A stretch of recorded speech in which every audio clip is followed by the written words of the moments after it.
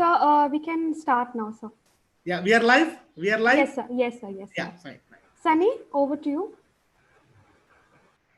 A very graceful evening to honorable guests, respected teachers, and all wonderful people present here. On behalf of KLE Society's KLE College of Law, Navi Mumbai, I, Sunny Parmar, welcome you all and thank you all for finding time and visiting today's webinar. I'm very delighted to be hosting today's session along with Dr. Amrita Singh ma'am, who will be moderating the event. Our guest speaker for today, Advocate Punit Gogad, sir. Sir has joined us. It's my pleasure to welcome you, sir. In today's webinar, sir is going to enlighten us on an overview of banking and securitization laws. Now, I would like to request our respected Principal Professor Dinkar Gite, sir, to address our guest speaker and our participant. Over to you, sir. Yeah, thank you, Sunny. Thank you. Very good evening to one and all. A very warm welcome to our guest speaker, Advocate Punit Gogad, Bombay High Court and practicing in District Court Pune as well. Thank you, sir, for accepting our invitation and joining us to share your views for today's session. And I'm confident that our dear participants would learn a lot from you today. And let me bring it on record that Punit is also a very dear friend of mine and very hardworking student and very seriously has taken studies seriously, and he is doing very well in practice as well. So I'm very happy that he's going to enlighten us on banking laws today. So once again, I welcome you on behalf of KLE Society's KLE College of Law, Navi Mumbai. Welcome, sir. Thank you, sir. Thank you. Yeah. I'm also obliged to the KLE Society's management, especially Dr. Prabhakar Koreji, Chairman KLE Society, Mr. Mahantesh Kaudgimat, Governing Body Chairman, KLE College of Law, and he's also a MLC and Chief Whip of Karnataka Government, Dr. Mallikarjunaya, Principal KLE Law College, and Director KLE Law Academy, Belgavi, for their continuous support, inspiration, and guidance throughout our webinar series. Definitely under the leadership of our patrons, we will reach new levels in the academic field. With these few words, now I would like to request Dr. Amrita to carry forward the session as scheduled. Over to you, Amrita ma'am. Thank you so much, Principal sir. Thank you so much. A very warm welcome, Punit sir, once again. And before I give this session to you, I would just take this privilege to give a brief introduction about your good self to our dear participants. Advocate Punit Gogad sir is a practicing advocate of Bombay High Court, Debts Recovery Tribunals and Appellate Tribunals in all metro cities of India and also NCLT. Sir has completed his graduation from DES Law College, Pune, and post-graduation from Bharati Vidyapeeth, Pune. Sir has also completed his diploma in taxation laws from ILS Law College, Pune. Sir has an experience of 11 years in the field of civil and commercial litigation.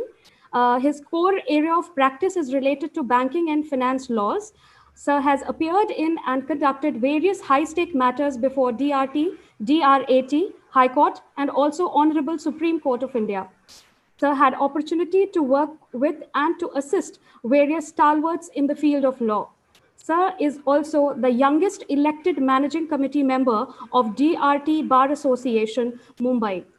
Sir, it's a pleasure for all of us that you are with us today, and without wasting any time of our participants, I would just hand over the session to you. Sir, it is over to you.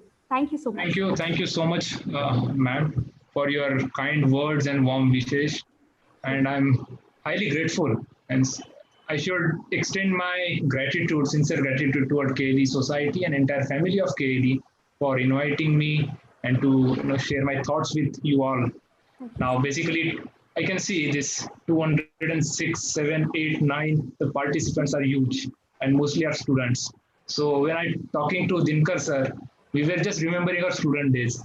So my focus would be on students. So therefore, I'm just giving overview of this subject and not going into the minutes and details of the subject, because I was also not aware about this subject when I was student, even though I have studied this subject. But when you will come in practice, you will experience what the subject is.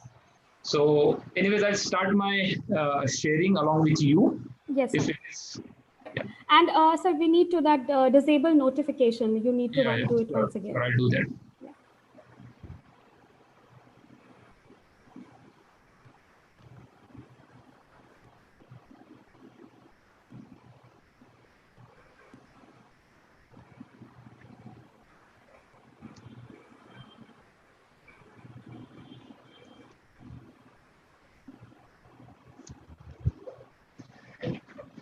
Now let me start my topic. Now everyone knows and witnessing that today entire world is hit by the pandemic. Now entire world include economy, and when we talk about economy, then banking is the first and foremost in economy. Bank is now, everyone knows that during this lockdown, what was happening? Banks, medicals and hospitals were running. So bank was considered one of the essential service in the field, in the society, because the moment bank is being stopped, all transaction will stop and there will be chaos in the country, in fact in world. So now what we are talking to, the subject is in respect of banking, which is essential service and which is very current topic. Now let me address you that what I'm going to talk today. Now today my session would be divided in three folds. First, I will be taking through you banking laws. Second, securitization laws. And third, I have chosen this as a topic, COVID-19 and RBI.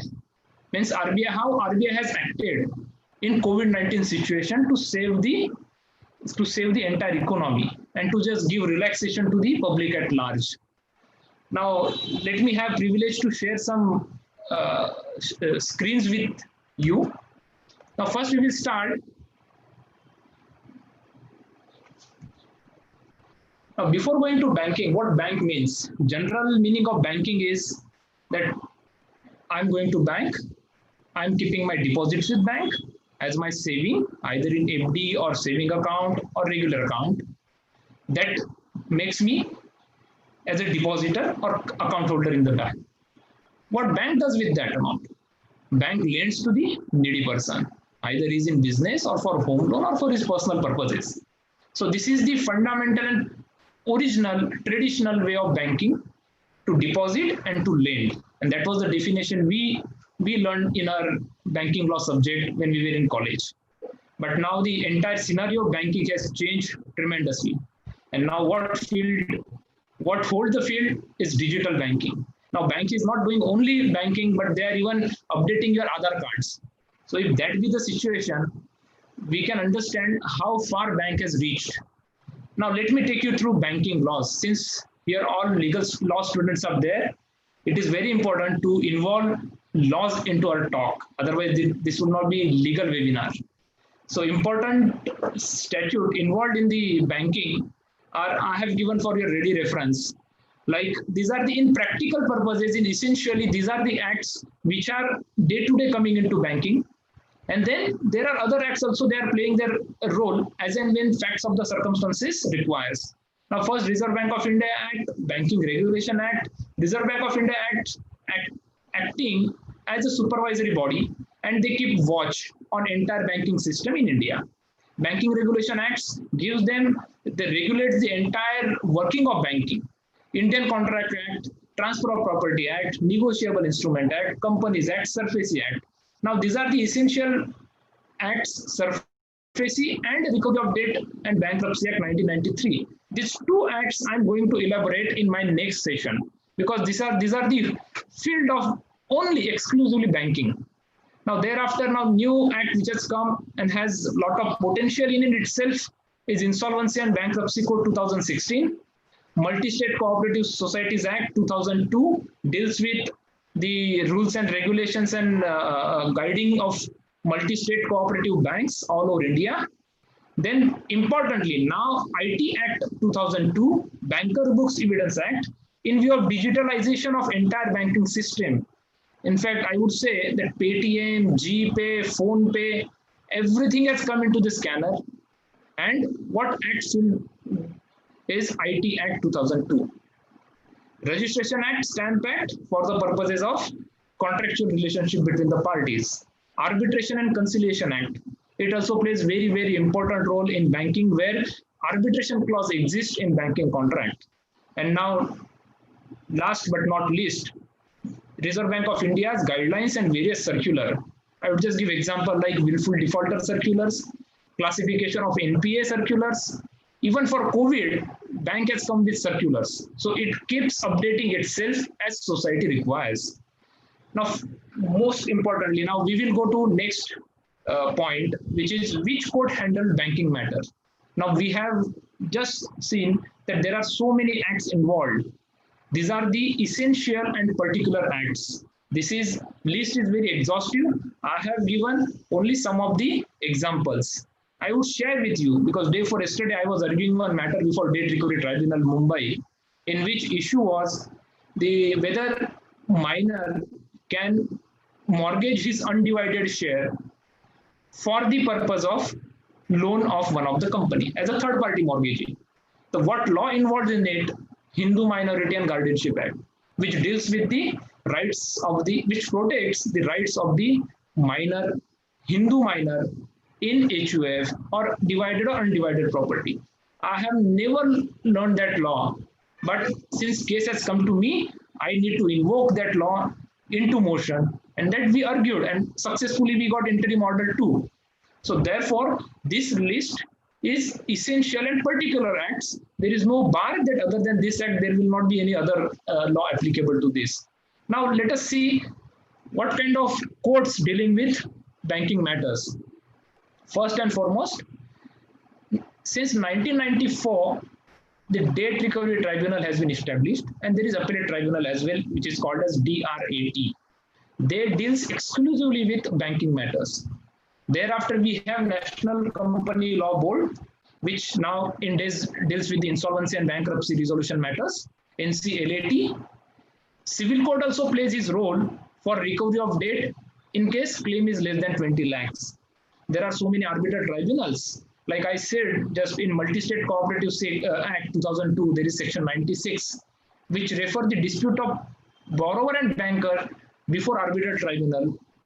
The aim and purpose of behind providing arbitral tribunal is just to have expedite hearing and expedite outcome of this proceeding.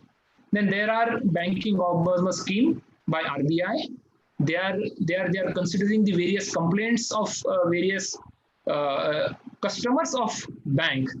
When there is no redressal forum available, RBI has thought it fit to establish banking ombudsman scheme, whereby impartial officers have been appointed to act as ombudsman and to formulate the entire events. And obviously, high courts and Supreme Courts, there are no bar for the jurisdiction in High Court and Supreme Court. Now, if we go ahead, now next thing I would like to discuss with you. Since we are talking about banking, I'm giving overview of banking law and securitization in itself.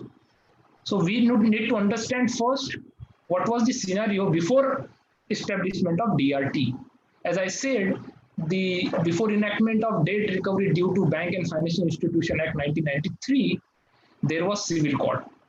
And in civil court, all bankers, the bank who need to recover money, and in case there is NPA, in case there is any dispute, they would be referred to respective civil courts or high court, depending upon their jurisdiction.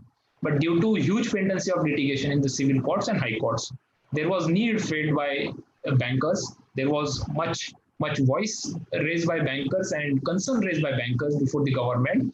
So that the bank's matters should be treated as separate matters that can be considered as urgent and emergency matter, and therefore separate tribunal need to be established. That was the demand of the bank, and therefore Government of India has thought it fit to establish two committees. One is Narasimha Committee to take into consideration the grievances of the bankers, and then Narasimha Committee 1 and 2. The Narasimha Committee 1 has recommended establishment of separate tribunals, which is called as DRT.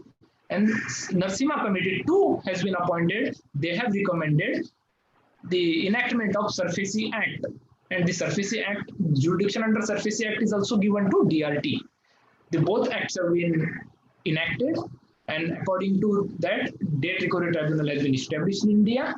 And how that the SARFAESI Act has been following, everybody is aware about that, because there are so many cases like Vijay Mallya case, like recently the Yes Bank has taken possession of Anil Ambani's entire office at Mumbai. That is under SARFAESI Act only. Now let us see how DRT work. What are these are the legislative framework of securitization in India. If we see that Narsimha 1 committee has been appointed, they have given us DRT Act, DRT rules have been framed, and under that rule, DRT and DRT has been established.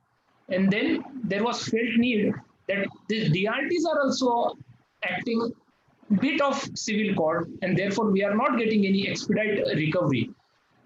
What was behind the scene of SARFAESI Act was this: the Narsimha Committee 2 and Andirejana Committee has been appointed, and they have submitted their common reply to the government of India by saying, unless there is intervention of court, there can't be fast and fully recovery. Unless there is recovery of money in NPA's account, our economy cannot grow, because this is the blockage in our economy. Unless banks have their recovery fast, they can't route this money in other way around, and beneficiary can't get benefit because entire money has been blocked in the NPA account, and therefore DRT has been established. Now, how DRT works? What are the jurisdiction of DRT?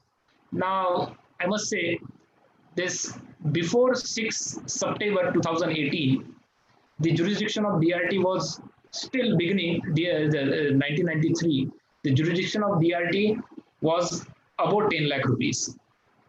If you have claim, if any banker has claim below 10 lakh rupees, then he has to go to civil court, and then normal under CPC, the summary suit would be filed under Order 37 of CPC, and then filing suit, decree, execution will go as regular under CPC.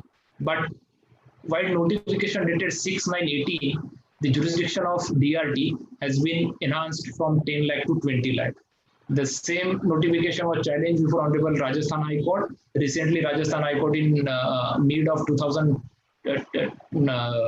in start of 2020, has upheld the constitutional validity of notification dated 6/9/18, and now this is confirmed law that if any banker has any claim, the banker means any bank or financial institution, like ARCs also can go to DRT and file their original application for recovery of money. It is sort of suit for recovery of money, and they can certainly file in DRT if their claim about 20 lakh rupees.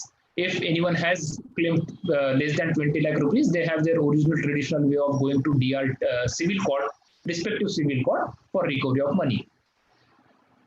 Now, so far as SARFAESI Act is concerned, let me tell you very candidly, SARFAESI Act works only against secured property, whereas the RDDB Act, like DRT Act, works against any property. Even if you have mortgage property, you can attach under DRT Act.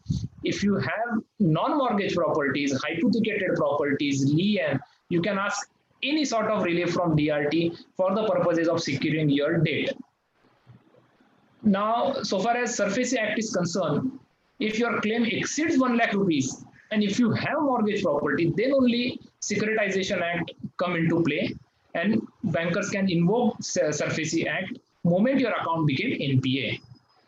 If you have claimed more than 20 lakhs, you can file original application in DRT. Then you can, and DRT works under summary proceeding.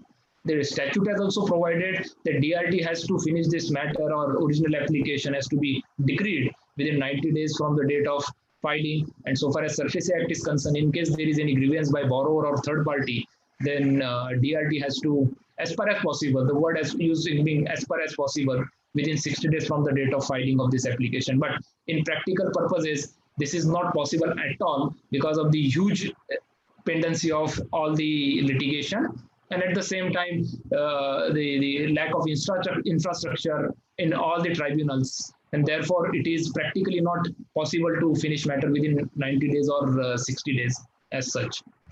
Now, if we see SARFAESI process, now I'm moving toward my second part of this talk, which is based on Securitization Act. Now, Securitization Act, full form of Securitization Act is Securitization and Reconstructions of Financial Assets and Enforcement of Security Interests Act 2002, and there are rules also to support the substantive provisions of law. Security Interest Enforcement Rule 2002. This act has been enacted in 2002. Now, the basic requirement for the initiation and invocation of securitization process, as you can see, what are the requirements? First requirement is this, that there has to be secure creditor. Now, what does mean secure creditor? The definition of secure creditor is given under section 21ZD of Securitization Act.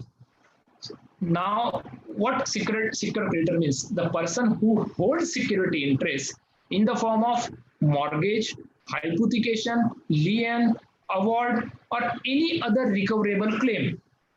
They can be called as secure creditor under SARFAESI Act. It requires date. Now, what date is this? Date, the definition of date is provided under section 2G of RDDB Act, and SARFAESI Act and RDDB Acts run parallelly. Now, therefore, the SARFAESI Act imports the definition of date from RDDB Act. Definition of date is very wide. Any date which has come into the picture and any recoverable claim in day-to-day business of banking transactions can be considered as date. Exception is fraud. If there is any fraudulent claim, certainly court will take into consideration that position. Now, what requires second? First is secure creditor under section 21ZD. Now, second requirement is borrower. Borrower, the provision of the definition of borrower is provided under section 21F of SARFAESI Act. And what it requires? It requires security interest, means your mortgage or hypothecation. Then only SARFAESI Act will come into the play. Created over the borrower's property, secured asset 21Z by executing security agreement. Now, what does it mean, security agreement? Is defined under section 21ZB. Let me pause here for a minute. I'll give you an example. I'm in need of financial assistance for buying my house. I go to the bank. Suppose I go to HDFC Bank, which is the leading home finance institution. Then I'll go to the bank. I'll say, boss, I need some loan for the purposes of buying my house. Then they will give me certain requirement. They will say, okay, give me your security documents. Means give me your title deeds. Give me your chain of documents. Give me your IT returns, so that I can, verify your net worth, whether you are in position to repay or debt or not. Then they will ask me, give me your KYC. After scrutinizing and after doing their due diligence, they will submit their report to their higher authorities, and their higher authorities will consider the rules and regulation into effect. And then they will say whether loan can be given or not, and how much loan can be given. Because sometimes it happens the property is for 10 lakh and we are asking for 50 lakh rupees. Then bank is giving only 8 lakh rupees because they are worried about their recovery. In case tomorrow something goes wrong, if I'm failed to repay the debt, then this is my security to recover my dues. Now, the moment they give me sanction, they takes from me all my original documents, like chain of documents, title documents, I would say, title documents of the secured property. And then my house would be secured property, mortgage property, and that can be called as security interest in favor of bank created by borrower. In such eventuality, this is secured asset which they can enforce in case my account goes bad, means NPA. Now, what kind of security interest can be created? As I said, this can be mortgage or charge or hypothecation or assignment. Now, there is thin difference between mortgage and hypothecation, and all you can deal this definition of mortgage, charge, hypothecation, assignment in your transfer of property lection. Now, mortgage always deal with immovable property, whereas hypothecation deals with only movable properties. Now, let us go ahead. Now, what does it mean? The understanding of default. Now, SARFAESI Act comes into the play, or DRT Act comes into the play if there is default in repayment of debt. Now, default is also defined. The Honorable Supreme Court in the case of Pegasus versus State of Haryana has upheld recently that SARFAESI Act is an act and code in itself is complete. There is no any lacuna.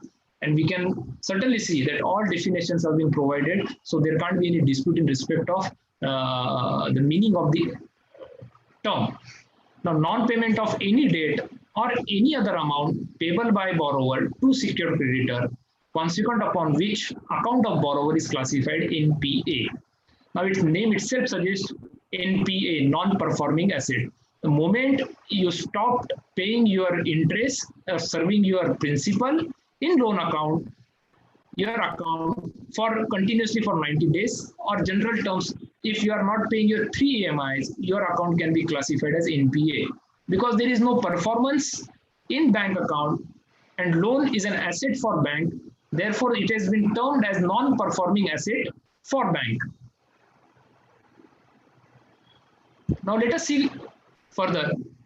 Non-payment of any debt or any other amount payable by the borrower with respect to debt securities. Now, what debt securities is? In normal course, we are saying that there is mortgage, there is hypothecation, and money has been lent by bank to the borrower, and borrower is enjoying the facility. When it comes to, there is some chat. When it comes to default, the bank has to prove that there was default. The moment there is NPA, the section 13(2) has to be invoked. Now, NPA is also defined under section 210. An asset or account of a borrower which has been classified by bank as a financial institution as substandard, doubtful, and loss asset. All these definitions and the working of this NPA is being provided by Reserve Bank of India in their the guidelines, which are called as prudential non-farm income recognition, which has been holding good till today, and RBI is taking care of all these things time and again to give its effect in entire economy. Now, going ahead, now I just said what will be the effect of NPA if your account goes bad, if your account goes into NPA, bank is stopping your account. If it is business account, if it is business loan, bank immediately stop operations of your account. They only accept deposit, whatever is come in, but they will not allow you to operate the account for your own purposes, for clearing of your payments or for any other purpose. And then the moment account become NPA, the SARFAESI Act gives them power to send you demand notice.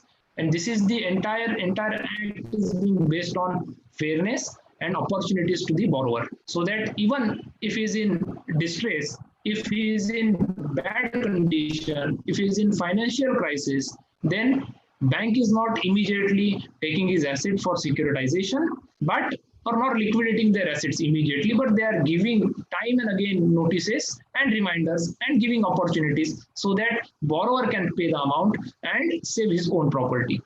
Now, demand notice is fundamental stage and the foundational stage of SARFAESI proceeding. Now, what demand notice is?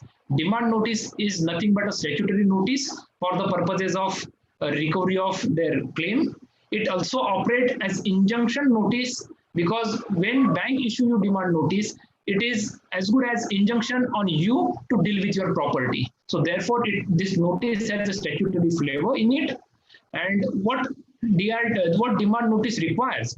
Demand notice requires to mention that there has to be details of the borrower, details of the loan advance to the borrower, details of the secured assets, details of the classification of loan account as NPA, means on which date account became NPA, detail of the amount payable by borrower, including calculations of principal and interest. It is very interesting. I'll come to that later in later portion. And this notice is to be signed by secured creditor or authorized officer.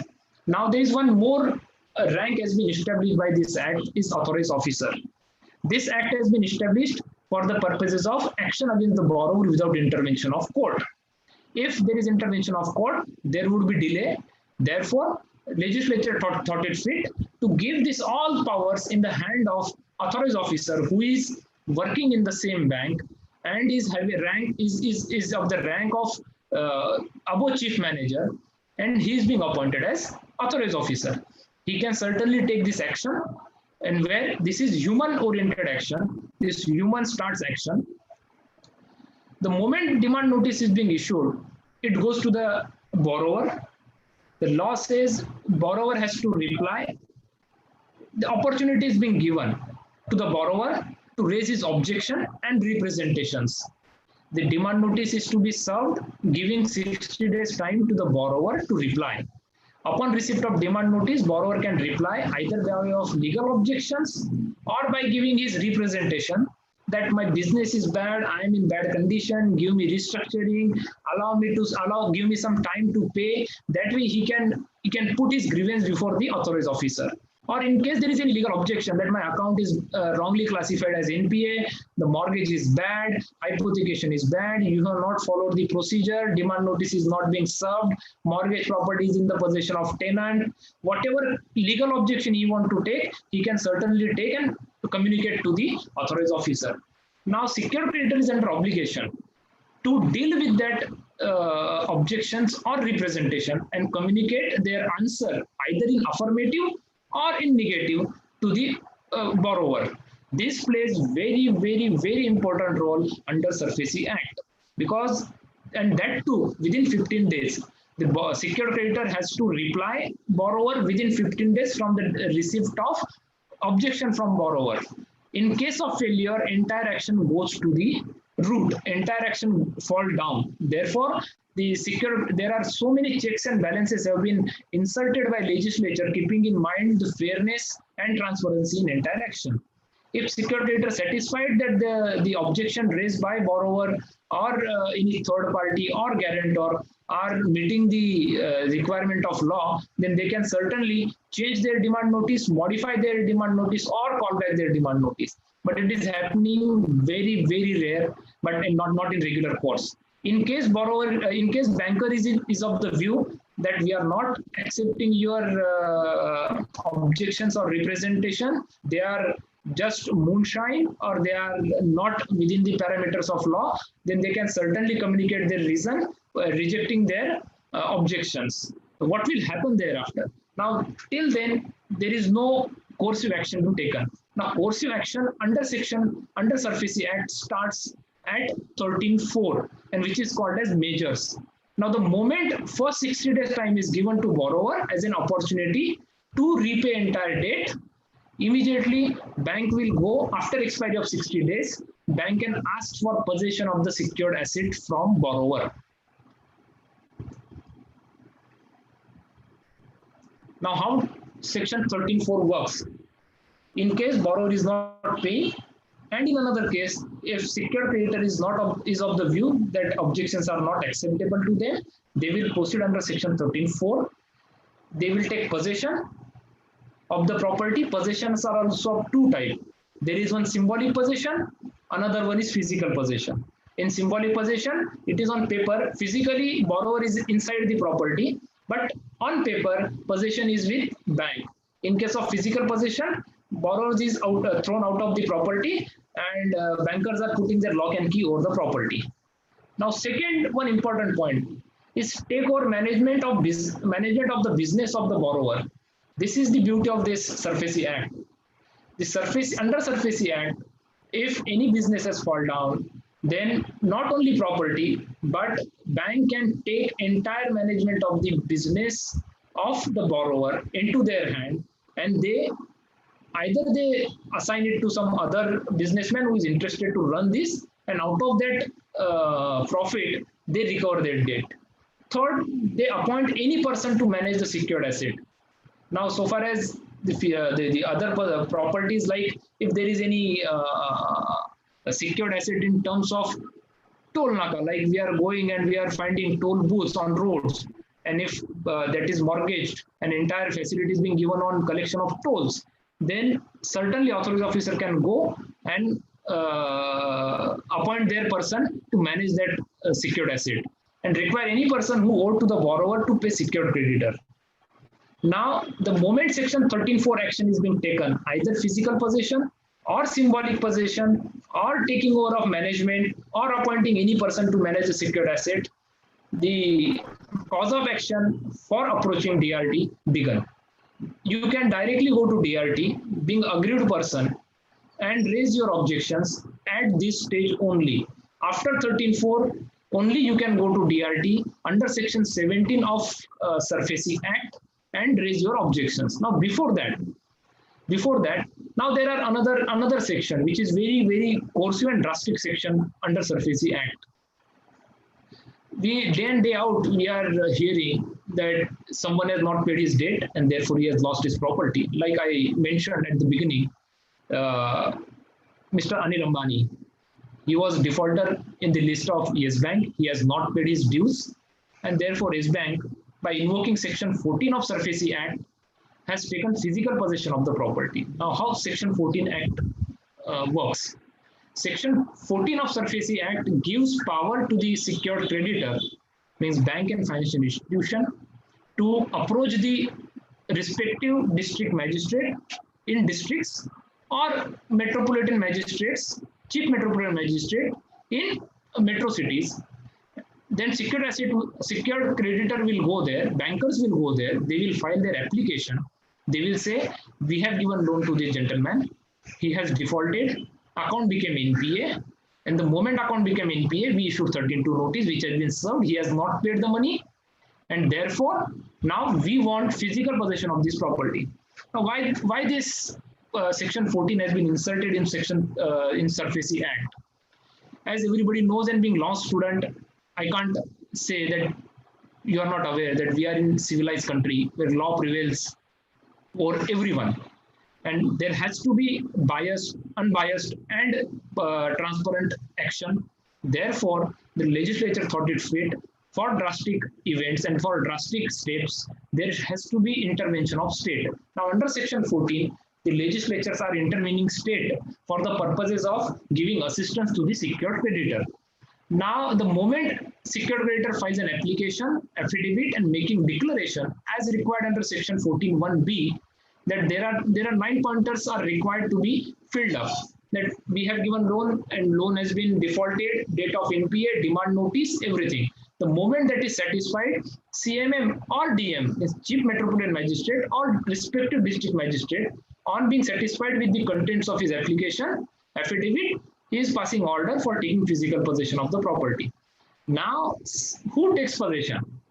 CMM or DM may authorize a subordinate officer to take physical possession of such assets and forward them to the secured creditor. Now, here I would like to give example. Now, Mumbai Chief Metropolitan Magistrate has passed this order that please, I am allowing this application under section 14 and I am permitting bank to take possession of the property. He is not giving permission to bank. He is appointing his subordinate officer like registrar of the court, or if it is Tahsil area, then he is directing Tahsildar to take possession, or circle officer, or Mandal Adhikari, or any revenue officer or government officer to go and take possession of the property.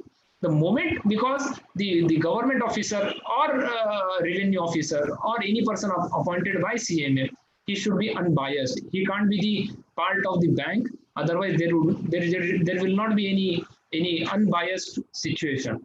The moment possession is being taken by revenue officer, then they hand over this possession to the concerned authorized officer of the bank.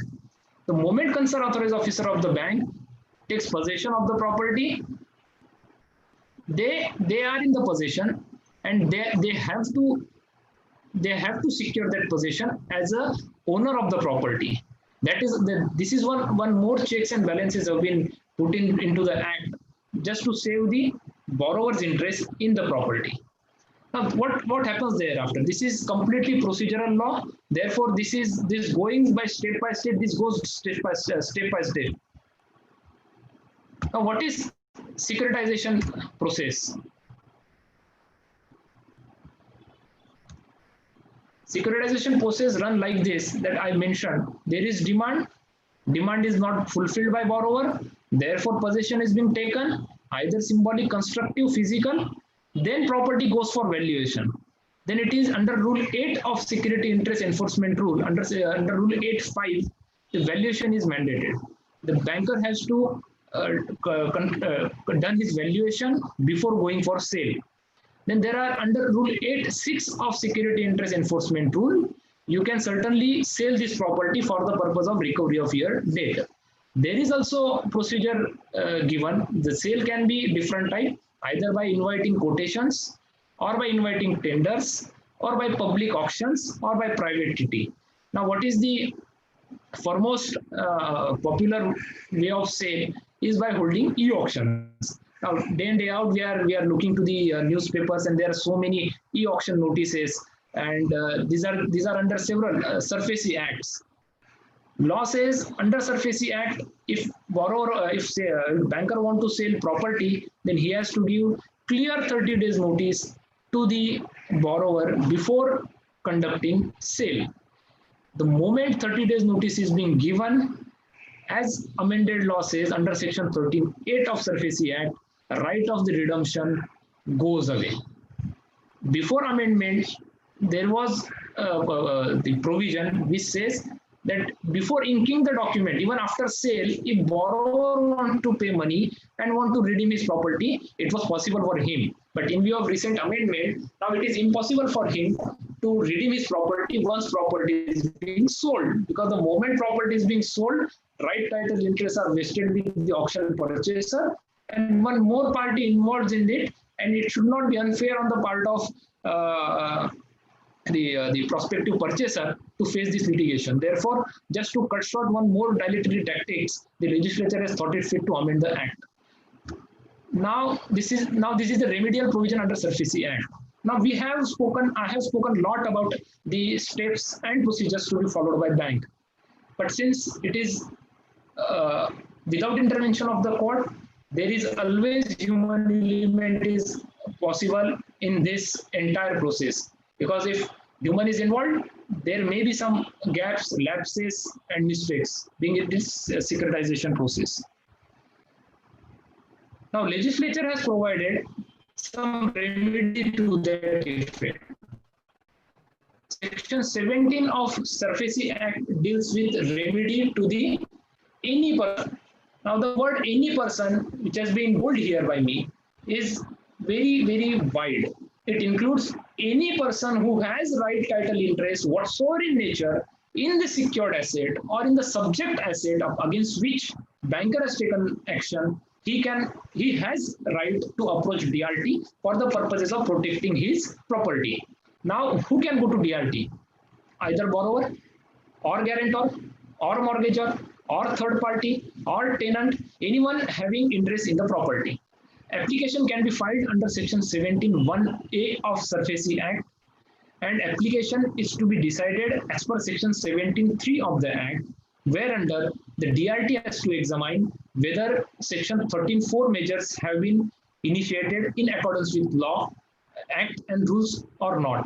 The moment DRT finds that action is not in accordance with law and there is any violation of any provision of law or rule, the DRT has right to set aside entire action and put clock back to the earlier position, and they can certainly restore the possession also. Now, tenants were used to approach the DRT, and there was a lot of uncertainty in respect of law. Therefore, now, in view of amendment to section 17(4)(a), the DRT has also assigned with a duty to consider any claim of tenancy and leasehold right of a third party who asserts claim over the secured asset. Now, no means of understanding this takes away the jurisdiction of the small causes court or the civil courts where the dispute between landlord and tenants are decided. This is in respect of only secured asset. In case bank takes possession of secured assets and any tenant or lessee or lessor has any right title interest in the property, then DRT can certainly look into the matter from the perspective of SARFAESI measures. Application shall be disposed of within 60 days, as I already narrated to you. The moment DRT seized up with the matter, DRT can, even though there is no express provision, but being a court, being a tribunal, they have their legislative powers to stay the further proceeding of bankers under SARFAESI Act for the purposes of enforcement of security interest. This can be with condition of deposit or without condition of deposit. Sometimes DRT feels that if there is any strong merit in the case, without asking any deposit to the borrower, they can always stay the further proceeding or in some time there are no great merit, but borrower says, sir, I will pay, I want some time, there is some hardship, but I will come out of that. In that event, DRT on balancing level, on equity, always grants some reliefs on conditions by paying that you pay a certain amount to bank, so that bank also can take hold on their action. Then we will decide this issue in entirety, and thereafter the process will go. Now, so far as civil courts is concerned, because this has also time and again came before Honorable Supreme Court in various cases, whether action taken under SARFAESI Act by secured creditor can be challenged before civil court or not.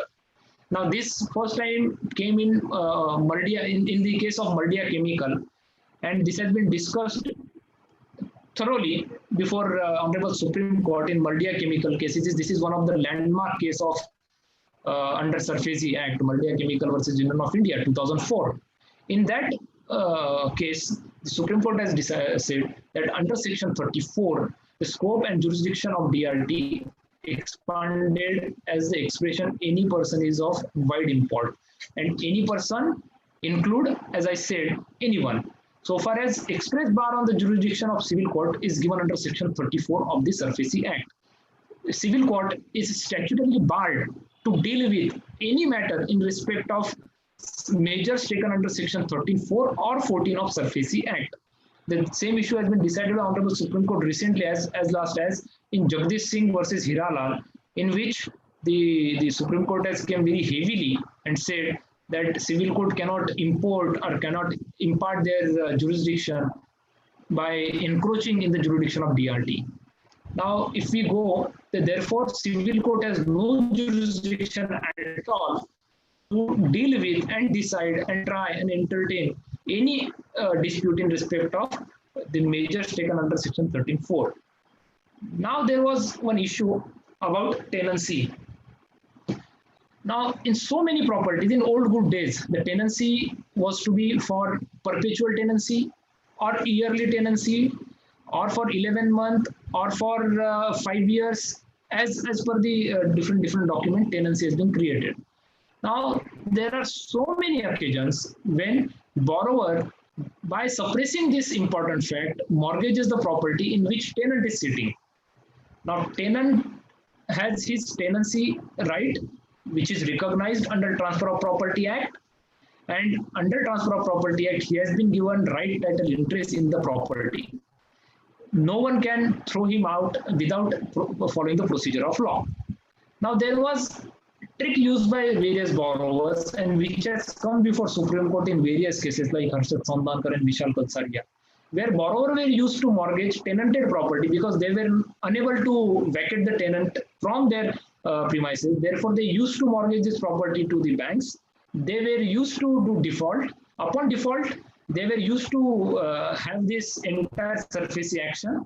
And the moment stage of Section 13(4) or 14 comes in for taking physical possession, they were not challenging that position but allowing bank to take possession. So indirectly, they were vacating tenants out of this tenanted premises by encroaching on the property of tenant, and they were used to get their purpose served, which is nothing but abuse of process of law. And the same issue has come before Honorable Supreme Court in Harshad Sandankar case, where lessee is in possession, has right to enjoy the lease property till the lease is determined.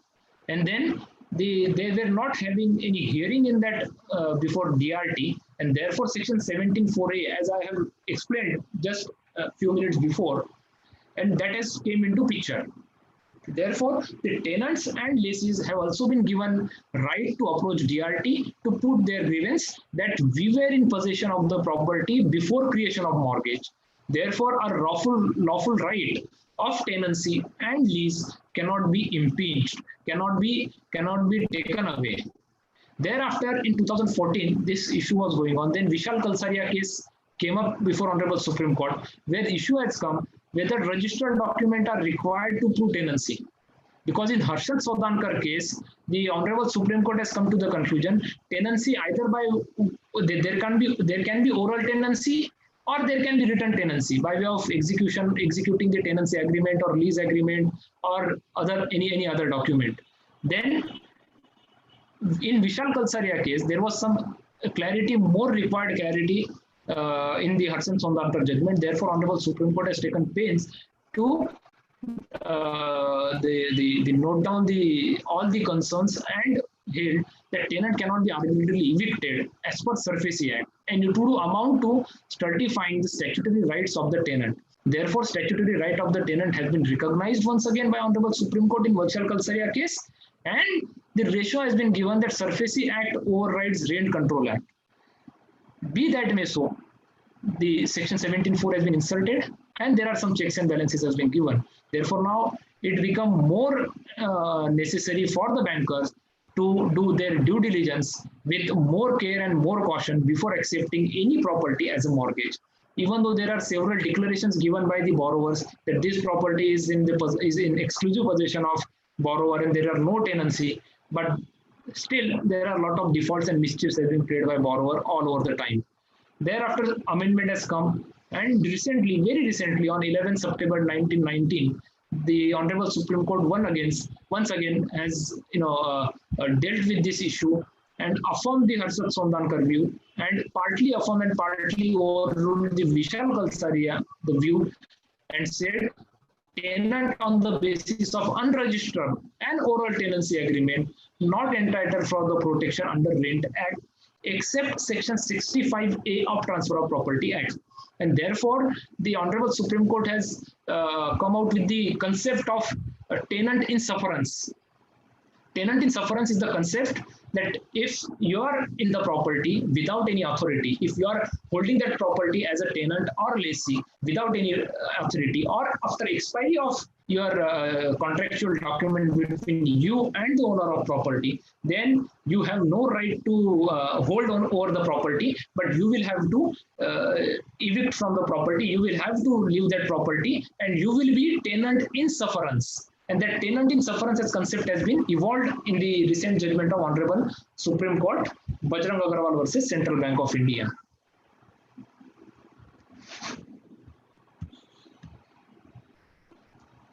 Now let us go back to the sale. Now what happens to the sale and how sale is to be conducted?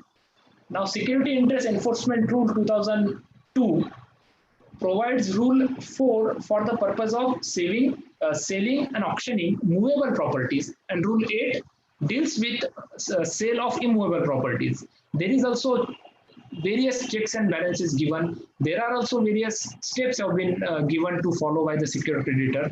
If the bank want to sell the property, bank has to give 30 days advance notice to the borrower that on 30th day we are selling this property for the purpose of recovery of dues. So in that event, the clear 30 days has to be given.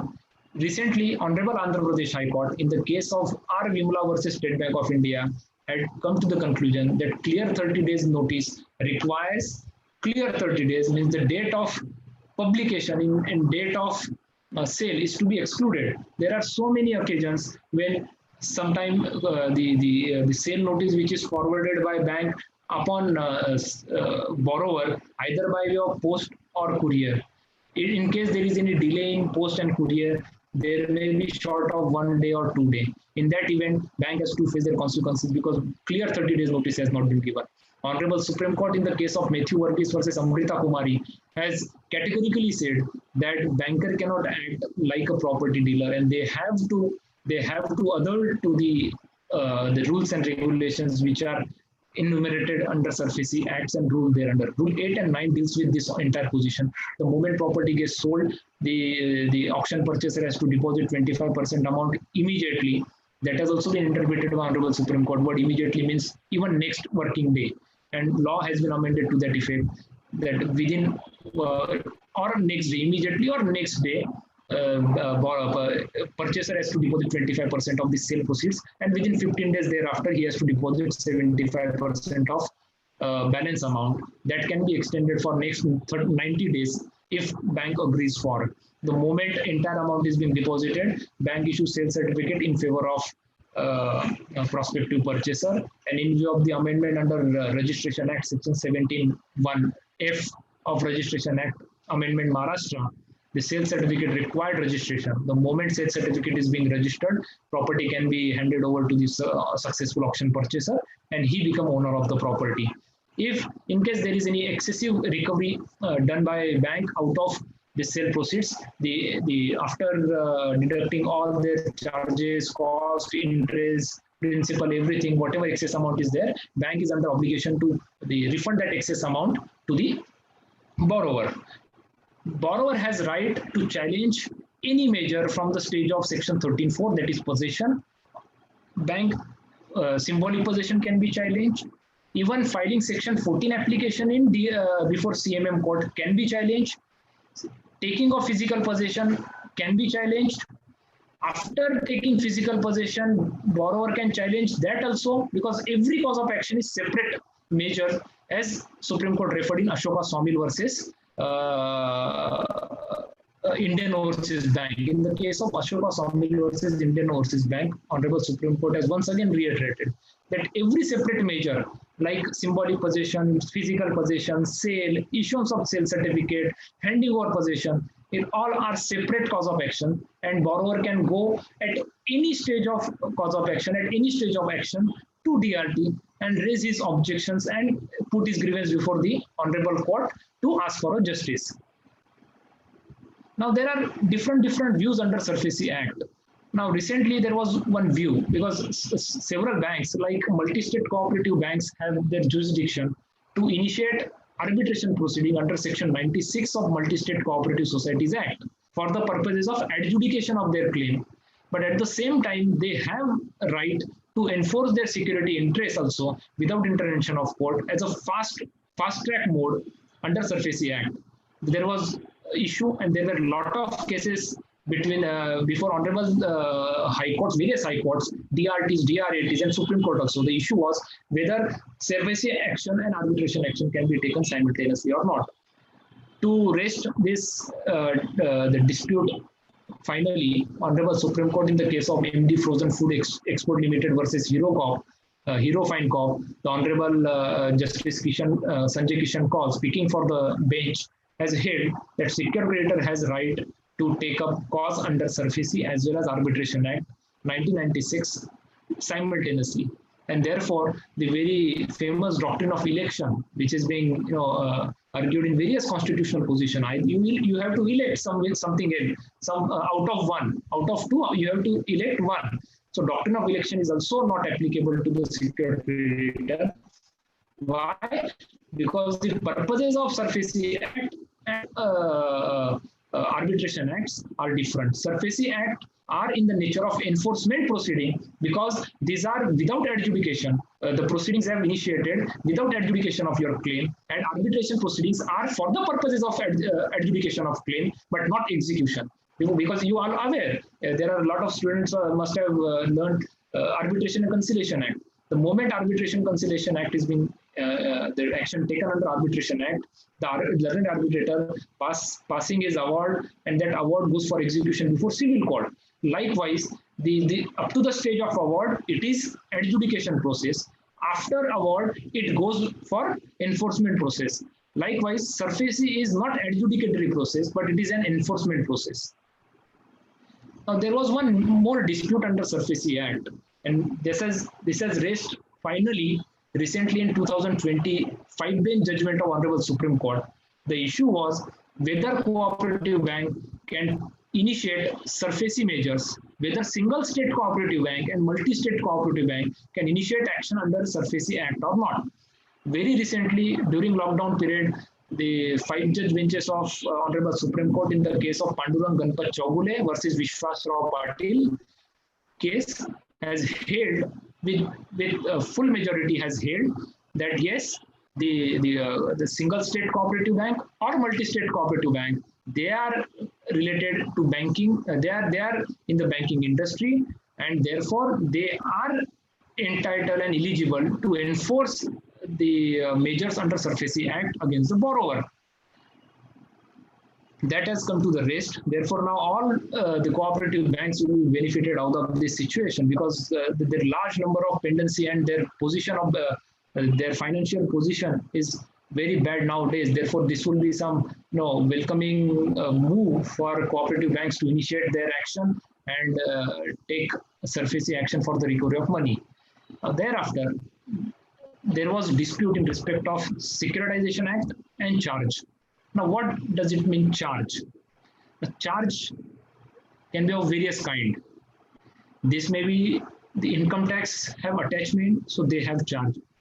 They can't mortgage, but they can always enforce their charge over the property. VAT authority, they can enforce their charge. The land revenues can be enforced by way of charge. So there was dispute. In case there is charge over the secured asset, which is under process of SARFAESI, then who will have priority? The bankers being secured creditor will have priority, or the state or crown debt or any other statutory authority will have priority. In 2009, in the case of Central Bank versus State of Kerala, the Honorable Supreme Court has raised this issue and expressed its opinion that there is no provision under SARFAESI Act creating first charge or secured assets of the borrower. And therefore, they expressed their views that if the legislature wanted to create a first charge under SARFAESI Act and RDDB Act, it would have incorporated it specifically. As an effect of that, as a corollary of that, RDDB Act 1993 has been amended recently by way of Section 31B, whereby secured creditors have been given priority, and the amendment has been came into force on 1st of September 2016. It starts with non-obstante clause, notwithstanding anything contained in any other law for the time being in force. That takes care of exclusivity of the secured creditor for the purposes of claiming their priority over the other statutory dues. Likewise, under SARFAESI Act, recently on 24th January 2020, Section 26E has been amended and notified thereafter, notified on 24/1/2020. It also starts with non-obstante clause. This entire exercise of legislature by inserting these amendments to make code itself complete and to protect the secured creditors and the entire banking system at large, so that banks should not go down and they should have their all rights and monies recoverable. Otherwise, banks, and as we know, the bank is dealing with the money of the depositor, and depositor is you, me, or all of us. We are only paying our money, and that money goes back to the borrowers. Therefore, it is the prime duty of the legislature also to protect the interests of depositor by way of enactment of stringent laws. Now, going ahead, priority of charge over statutory claim. The various sections have been provided, like Bombay Stamp Act deals with Section 33C, Income Tax Act, Value Added, Employee Provident Fund, Central Excise Act, and there are several the judgments of developing law, various high courts. Very recently, Honorable Kerala High Court in the Travancore, there was some board versus deputy examiner has held that SARFAESI Act and RDDB Act take precedence over statutory charges due to the government created under the KVAT Act. And therefore, the entire the priority is being given to secured creditor. Now, coming to the appellate portion. If any person files any application under Section 17 challenging the action of bank in DRT, and if he faces any adverse order, then he has a right to go in appeal. Appeal is provided under Section 18 of SARFAESI Act. He can go to appeal court, he can file appeal. But being a commercial act, legislature was very conscious about the fact that the appellate court should not be flooded with the appeals. And again, it should not be turned, the tribunals cannot be turned into civil courts. Therefore, just to avoid the bogus appeals or frivolous appeals, the legislature has inserted one provision of pre-deposit. So it works like this. Any appellant who is borrower and who is due to the bank, if he goes in appeal before DRAT under SARFAESI Act against any order, either interim or final order, he has to deposit 50% of his demanded claim in the appellate tribunal to show his bona fide that he is bona fide litigating this entire litigation and he has good case on merit. Unless that 50% amount is deposited, court is not going to entertain his appeal. If he failed to deposit that 50% of amount, then that appeal can be dismissed. the discretion is given to Honorable DRAT, Appellate Tribunal, to reduce that the condition of deposit from 50% to 25% by recording his reasons. If there is clear case of merit, if there is financial hardship, then DRAT can certainly take into consideration the circumstances of the borrower to reduce their condition from 50% to 25%. Now, going ahead, there are some miscellaneous provisions like section 31, which deals with the exception to the SARFAESI proceeding. Now, let me tell you very interestingly, there are total 10 exceptions which will not entail an SARFAESI action. Under 10 circumstances, the SARFAESI Act is not applicable. Like if there is any agriculture property, SARFAESI Act is not applicable for that. If there is any hire purchase agreement is provided, then SARFAESI Act is not applicable for that.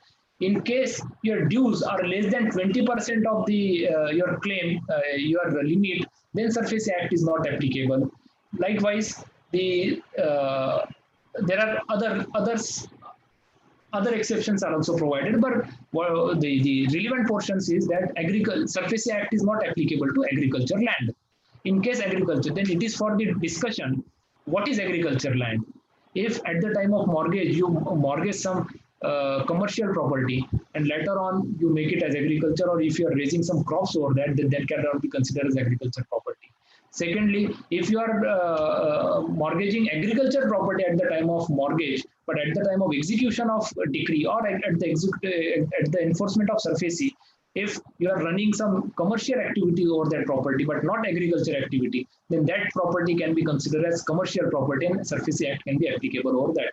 Recently, the Honorable Supreme Court in ITC versus Blue Coast, the Honorable Chief Justice now and then Justice Bobde was speaking for the bench and has elaborately expanded this provision of SARFAESI and agriculture land.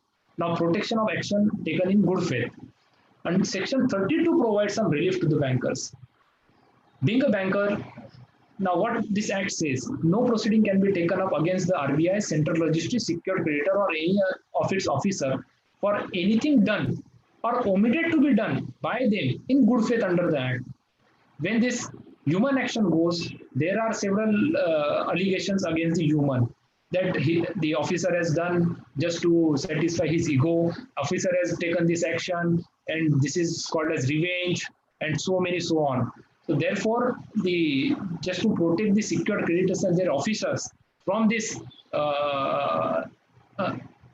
uncalled litigation or uncalled charges, therefore section 32 has been inserted to give them protection in case officer proves that his action was in good faith under the act only for the purpose of recovery of claim.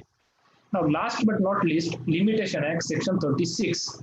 The duty cast on the secured creditor ensure that costs taken up and measures initiated to be taken under section 34 are within the period of limitation prescribed under Limitation Act 1963. By inserting section 36, the legislature has directly given indication that Limitation Act 1963 is applicable as it is to the proceedings. In case the claim of the bank is time barred, then the remedy goes. But for the purposes of mortgage, as everyone knows, that for the purposes of enforcement of mortgage, limitation is 12 years, and for the purpose of recovery of money, limitation is 3 years. Therefore, so far as SARFAESI is concerned, limitation goes up to 12 years from the date of NPA. Now, this is one interesting issue I have added later on, because when topic has been given, I have given topic only overview of banking and securitization process. But while going through this process, I found that it is very necessary to touch upon this issue, and this issue is NPA, vice versa, COVID-19 and RBI circulars. Now, how RBI in this tough time of pandemic, where entire economy has been shaken up, how the NPA RBI has acted upon. And everyone knows that the regulatory package has been announced by our governor, RBI governor, and accordingly, the RBI circular has been issued on 27th March 2020, because everybody was staying at home, losing his job, there was no income, and just to save life, everybody was protecting himself, irrespective whether he is getting his salary or not. just to outcome of that pain and to give relaxation to the public at large as well as the business entities who were shut for a long time. The RBI come up with circular dated 27 March 2020, wherein RBI has announced that all banks will defer recovery of their interest from March 2020 to 31st May 2020. And that period has been called as moratorium period. So that during moratorium period, no interest recovery, downgrading of loan accounts which are standard as NPA is stayed. So it means that during this moratorium period, there will not be any downgrading of any loan account. There will not be any classification account as NPA because everybody is under stress. Now, just to give more clarity, the RBI come up with another circular dated 17/4/2020, wherein the loan account which was standard, because there was a lot of litigation has happened, as I have given the judicial views of Delhi, Bombay, Karnataka High Court, and there were a lot of cases, and there was some clarity required. Therefore, RBI has again come up in public announcement, and in conference, in public conference, the RBI governor, Mr. Das, has announced that loan account which was standard on 29 February 2020, even if overdue or SMA. Now, if even you have not paid for 2 months, and that is 29 February 2020. So from 1st March of 2020, you will be taken into consideration in moratorium period. So your account cannot be downgraded as NPA during that moratorium period.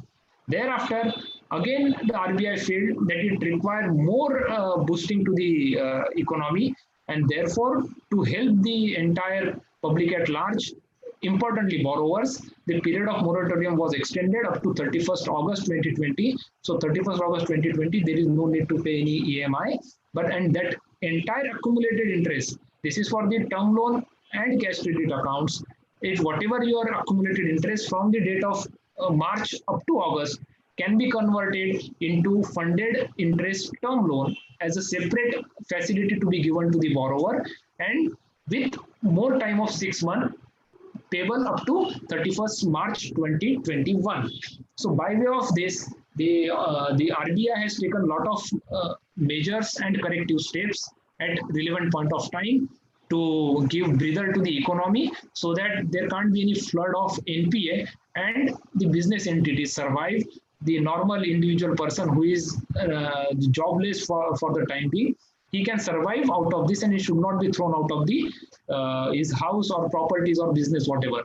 Now, for that purpose, recently, after March, means March 2020 till today, there are several views have come on this RBI circulars, various RBI circulars, where bankers have taken action against the borrower in spite of the circulars issued by RBI, and they have declared the borrowers as NPA. They have declared borrowers as a willful defaulter, and therefore Honorable Delhi High Court in Anantaraj versus his bank, JR Toll versus his bank, Shakuntala Education versus P&M Punjab and Sindh Bank.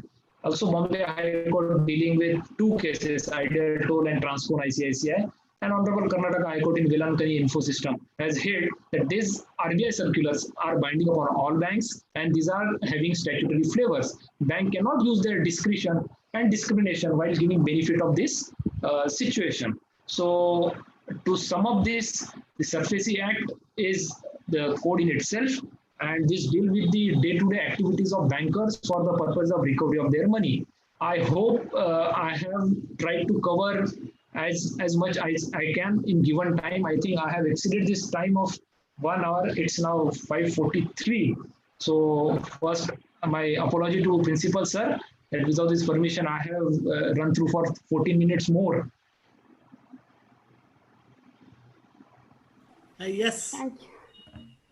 Yes, sir. And I'm ready. If there are any questions or something, I can Yes, certainly. Sir, at the end, I would like to say that thank you for that wonderful session. You don't need to apologize for anything, sir. We were enjoying the session that you were giving to us. We were enjoying a lot. Yes. It was a very, very informative session. And so as we proceed, as we proceed with our event, sir, we take up some questions Yes. regarding the topic. So if you permit, we can take few. Please, ma'am, please. Thank you. Thank you. So the first question has been asked by Dr. Raju Manji. He is Yes. saying a banker is liable to return all the money of the customers under Section 31 of the Negotiable Instruments Act 1881. Then why the customer's status is unsecured creditors? Sorry, Shall I I didn't repeat? get it. Yeah, No, I'll I repeat, sir. said that if banker is liable to pay entire money back to the borrower, then why banker is listing as unsecured? Then why the customer status is as an unsecured creditor? No, customer cannot be called as unsecured creditor. Creditor is always bank. If you Okay, have some lending, I think question has not come to me correctly.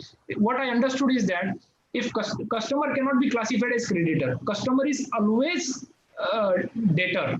If this is loan account, if this is normal deposit, then you can say that I am creditor of the bank because I have to take my deposit money from bank. If that be the question, I don't know. Otherwise, you give permission to a doctor to ask question and make him more clear. Okay, sir. Okay, so we'll move to the other question, sir. Another question has been asked by Kumar Saurav. He is Yes. asking, sir, can you throw some light on the bank fraud like the one of Punjab and Maharashtra Bank or even the Nirav Modi case? Correct. See, so far I'll give straight answer for that. So far as Nirav Modi case is concerned, there was the issue of letter of credit. In letter of credit, how it works. So you want to understand how it works, or you want to understand what will be the outcome of this? Because the letter of credit works that if I want to do some import or export, if I want to do some business in overseas, then nobody knows me. If I want to deal with overseas the agency or entrepreneur, then I have to go and I have to say that this is my order to you.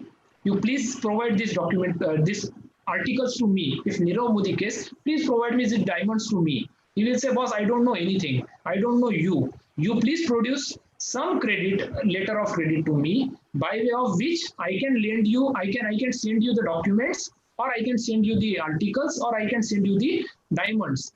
In turn, then borrower will go to the bank. He will say that I want some letter of credit to be issued for foreign bank. So my bank will issue one letter of credit in my favor, and which is to be produced in foreign bank. Foreign bank will recognize Indian bank and release money to the foreign entrepreneur. In turn, foreign entrepreneur will send his articles to me. This is the general process.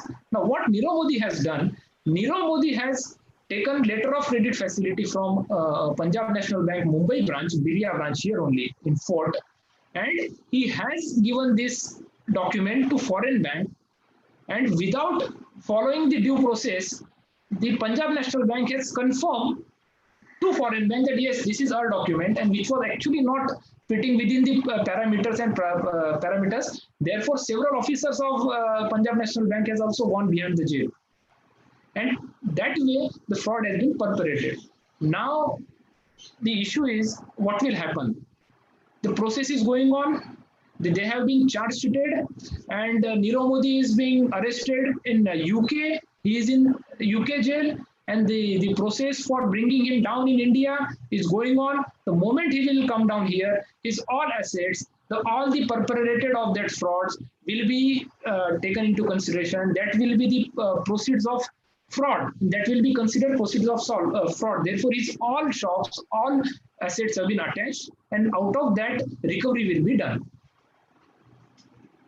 Okay. Thank you, sir. Thank you, sir. Another question is a person is asking if the possession of any property is acquired and in the same property a tenant is living. So what is the procedure to take the actual possession? It is an actual possession. Bank can go to the magistrate, and first bank has to satisfy whether tenant sitting is actual tenant or bogus tenant. So it is for the tenant. Bank can go and take possession of the property. It is for the tenant to go to the court and prove his case that I am sitting tenant before creation of mortgage. If tenant is there before creation of mortgage, then bank cannot throw him out of the property, but bank can certainly sell this property with tenancy. And if this tenant is after creation of mortgage, then bank's right of mortgage prevails over the tenancy. Thank you, sir. Another question by Pranami Barua. She is asking, what is the time limit of repayment after publication of tenders or invitations to sell property in case of failure of repayment? Now, in view of amendment, she is asking for redemption of property. Yes. So redemption is restricted up to the stage of sale notice. Before amendment, the borrower has right to repay his due debt unless auction purchaser signs his documents with bank. Till then also, he was having right to redeem his property. But in view of amendment, before publication of sale notice only, borrower can take out his asset by paying entire debt. Thank you, sir. One question is by Nehal Desale. She is asking, sir, can an account be declared NPA in the lockdown period? Lockdown period, if your default is pre-lockdown, means pre-1st March 2020, then that can be declared as NPA during lockdown. But if your payment is during lockdown, means for 1st March you have not paid, then you cannot be declared as NPA. Okay, sir. One more question is... What I want to say that 90 days is to be calculated from the date of default till 1st March. If your 90th day is ending on 29th February 2020, then you can be called as NPA at any time. Otherwise, you can't. Okay, sir. Thank you, sir. Another question is by Chetan Kumar. He is asking, according to you, bank should be careful before lending. At the time of lending to some people, they fail to make the repayment. So whether the bank has did the negligence? So far as repayment is concerned, I would say before lending any money, bank need to check his credit worthiness. What is his capacity of repayment? Unless bank checks that and bank gives loan beyond his limit, then bank is at fault. Bank has to suffer for the losses. Okay, sir. Thank you, sir. One more question is by Mirza Moeddin Beg. He is asking, he's our YouTube viewer. He is asking a question. He says, sir, what's your opinion on merger of bank? Is it correct or not? Today, the way banking system is going through the time, it is very necessary that we should have minimum banks, and so that the banks can be saved in larger interest. So merger is happening. I'm in favor of merger. Okay. Thank you, sir. I'll take up another question, sir.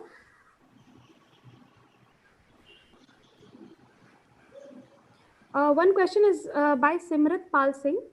He is asking, if an account holder in a bank dies and his family members don't know about the account of that account holder, and that there is nobody to claim the balance money of the account holder, so who will use that balance money, whether the bank or the bank employees? No, not at all bank employees. Bank employees are different from bank, and not bank also. There is one procedure and guidelines provided by RBI. If anything which is unclaimed for a long time goes to the government. Okay, thank you, sir. One more question is by Aarti Mishra. She is asking whether cooperative banks are safe for any monetary transactions, as cooperative banks are giving high interest on deposit. Any strict regulation from RBI in this regard? Therefore, recently RBI has taken into consideration the various guidelines to regulate cooperative banks also. This is very recent, in lockdown period only. Earlier, the cooperative banks were under the guidelines and under the supervisory jurisdiction of respective state cooperative department. Now RBI will act as a watchdog. So it is very welcoming move for this question, that RBI will be watchdog for cooperative bank as well. Earlier, they were only for the scheduled bank and nationalized banks and ARCs. Thank you, sir. Another question is by Vihani. She is asking, is there any recourse for the defaulter which is created for flood, heavy rain, etc., that is unavoidable causes? She is asking about that. Is there any recourse available? In case of any unavoidable circumstances like flood, heavy rain, like that. So Correct. is there any provision for that? No, for that purpose, you need to contact bank and you need to say that these are the circumstances. Sometimes, most of the time, if that happens, then bank itself is coming without some scheme and giving some relief. So far as the other uncertain circumstances, like if there is any earthquake or natural calamities, therefore all banks are requesting, in case you are taking home loan, please secure your home loan with insurance, so that then insurance money goes back to the bank toward recovery. If there is any factory, it is mandatory in business loan. If you are taking loan for factories, you have to insure your factories, because there are chances of fire, earthquake, and whatever accidental schemes. So in that event, insurance comes into the play for the rescue of bankers' claim. Thank you, sir. Another question is by Sanjeev Kumar. He's asking, when the secured loan has an immovable property as mortgage, then why do bank take blank security checks and on default put them in bank which gets bounced? What is the purpose of this act of bank? If immovable property is security, then why blank checks? Shall I repeat the question, sir? Yeah, please. Yeah, sure. When the secured loan has an immovable property as mortgage, Correct. then why do bank take blank security checks and on default put them in bank which gets bounced? What is the purpose of this act of bank? Oh, correct. See, this is process in case bank is not in position to securitize or liquidate your asset and recover money. In that event, to bind you. Am I audible? Yes, sir. Shall I repeat the question? So no, I got it. What I'm saying, that in case your secured asset is not meeting with the entire recovery of bank, in that event, to bind the borrower, they are taking blank checks, so that if they found any surplus in his account, they can take it back. Second, most of the time checks get bounced, and so that bank can take criminal action against them, and that checks have been taken as a security. yes, sir. So for the security purpose. So in case your check goes bounce, we will deposit the checks and recover EMI. That is the whole purpose behind this taking back post-dated checks. Okay. Thank you so much, sir. Thank you for that answer. Another question is by Komal Sodhi. She is asking, if regular EMIs are stopped and bank try to claim your property, whether movable or immovable, does it affect your CIBIL record? And if it does, what is the repercussions on your future loan availing capabilities? Correct. The moment your account became NPA, the bankers have to report this to CIBIL. This is credit rating agency, to ensure that this defaulter of our bank should not default to other bank, and this is central agency, so that if you go to any other bank, the first bank will check your civil record. If your civil record is very low, then bank will refuse you to give any loan, and it actually hampers your commercial status in the market and your credit worthiness too. Okay, thank you, sir. One more question is by Abhay Mahadev, and he's asking, if suppose company gone into a core process and not paid salary for 1 year, and employee who has taken loan and not able to pay the installment, whether bank can provide some relief period in that case? No relief. I think he must have got his answer.